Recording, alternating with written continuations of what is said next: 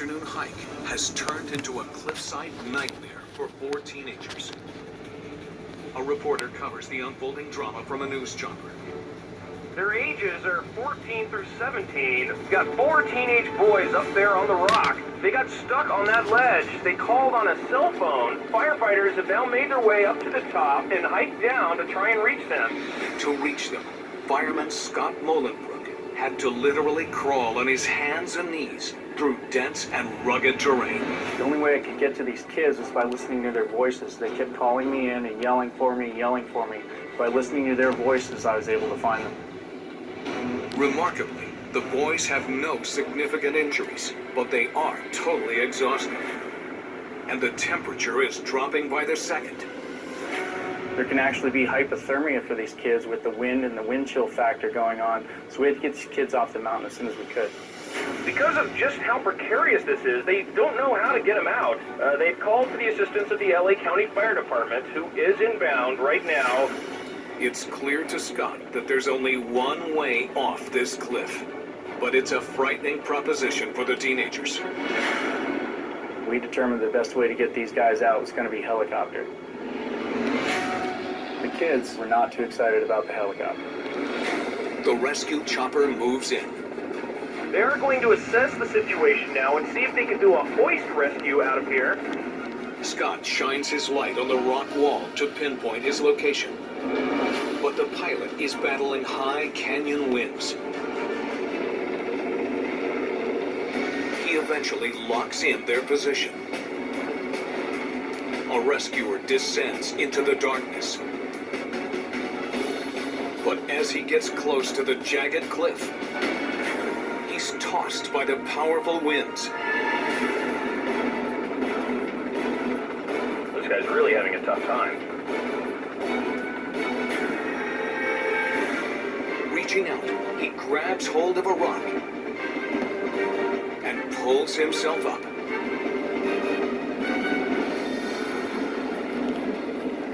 Scott helps teenager Adam Holt into the harness.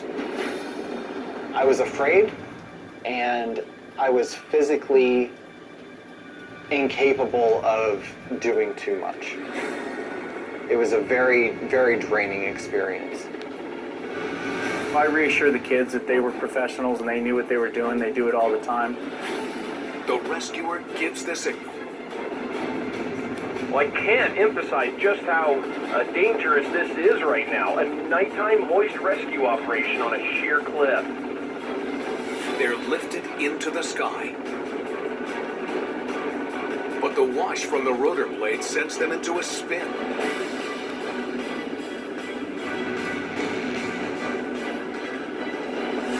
The veteran rescuer uses his arm like a rudder to slow them down.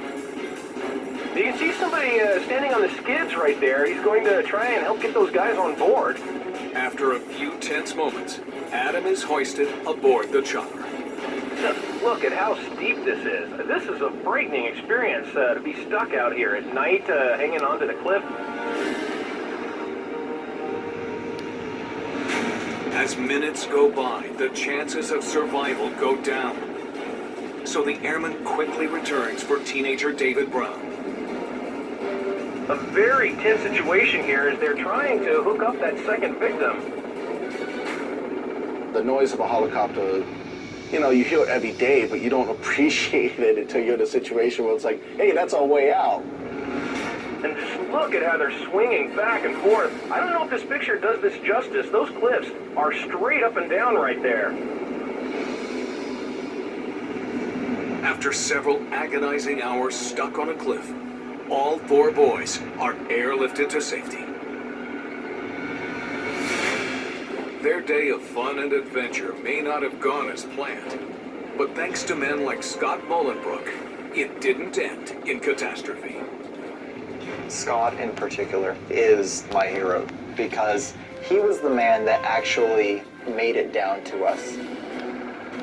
He went out there to rescue us, putting himself in a situation that we couldn't handle, and put himself at that risk just to make sure we were okay. I mean, that's unbelievable to me.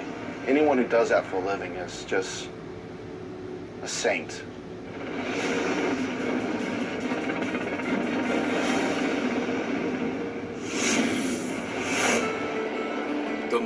River, New York.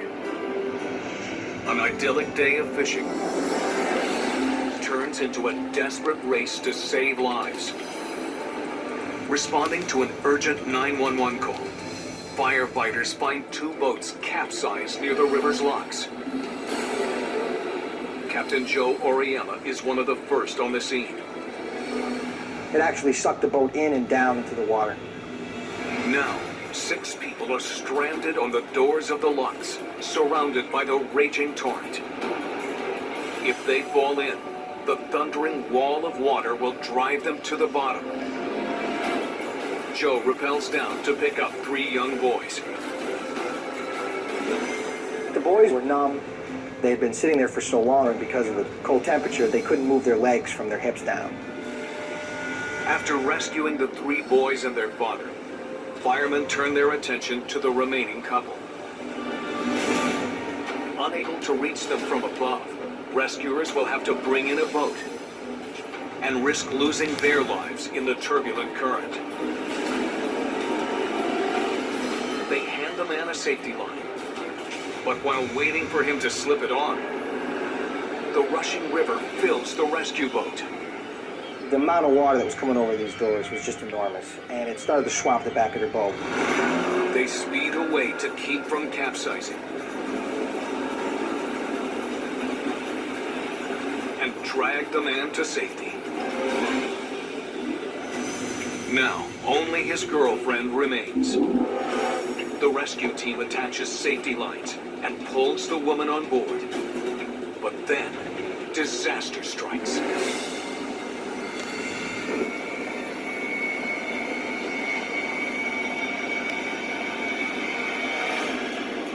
Just as she's brought in, rushing water floods the vessel.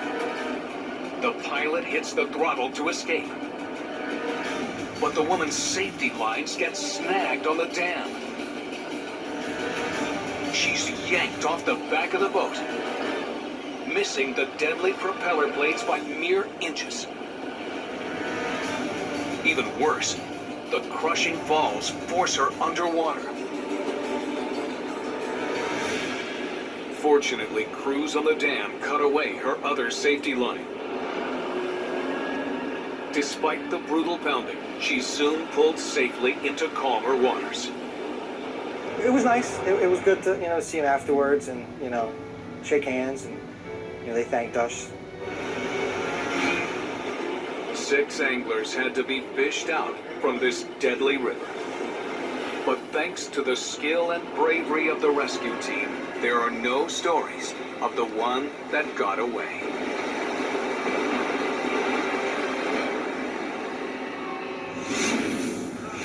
Coming up, a TV cameraman puts his own life in jeopardy to pull a trapped driver out of a burning car. I was thinking in my mind, nah, this guy's gonna burn alive. Plus, a female paraglider crashes into high-voltage power lines. And the only way to get her down is to risk a lethal jolt. That's straight ahead on Most Daring. Los Angeles, California. TV cameraman Jack Klein is on his way to shoot a report when he notices something ahead on the freeway. One car hit a center divider and caught on fire. Actually, it was smoldering very heavily. I ran towards the car. I noticed there was a gentleman inside, pinned. This side! Come on! Okay! Police and citizens are trying to free Alexis Reynoso, but his legs are jammed beneath the mangled steering column.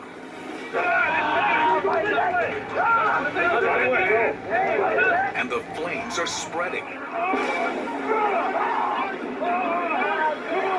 If they reach the gas tank, the explosion could kill everyone. Who else in the back? This side! Jack knows he can no longer be just a cameraman. I didn't think about the work. I just went to save the guy's life. His life was important than my job at that time. This side! He runs to a bus in search of help. Anybody has fire extinguisher? There's a guy burning inside the car. Give it to me, guys. An officer uses the extinguisher to try to stop the blaze. But it's no match against the searing flames. I was thinking in my mind, this guy's gonna burn alive. The rescuers are forced to make a brutal decision, which may break the driver's leg.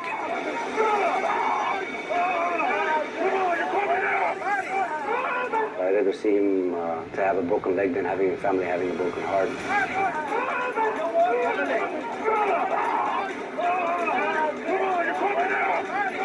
Ignoring the man's screams, they yank his body with bone-breaking force. Finally, Alexis comes free. When suddenly, the wreckage erupts in a raging fireball. Right here.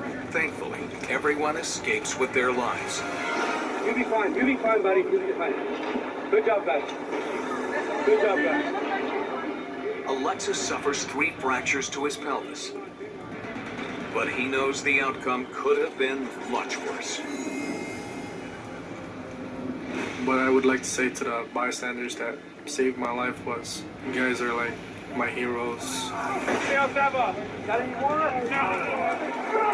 feel very lucky to be alive.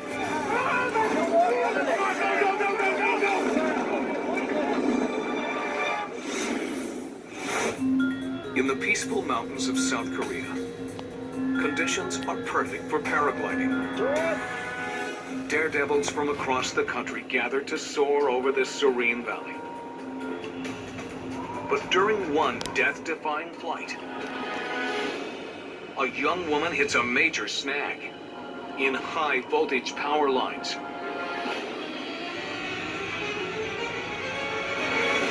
Rescuers can't tell if she suffered a fatal jolt or is simply unconscious.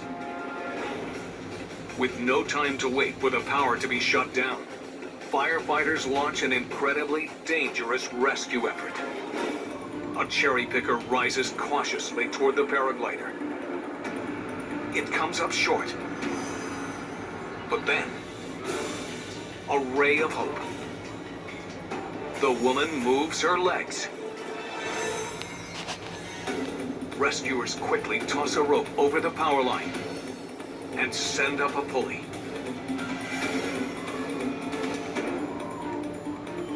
She rigs herself to the cable and cuts away her chute. Finally, she's lowered to the ground. Against all odds, the paraglider survives her shocking ordeal. No doubt due to the firefighters who risked it all when her life was hanging in the balance.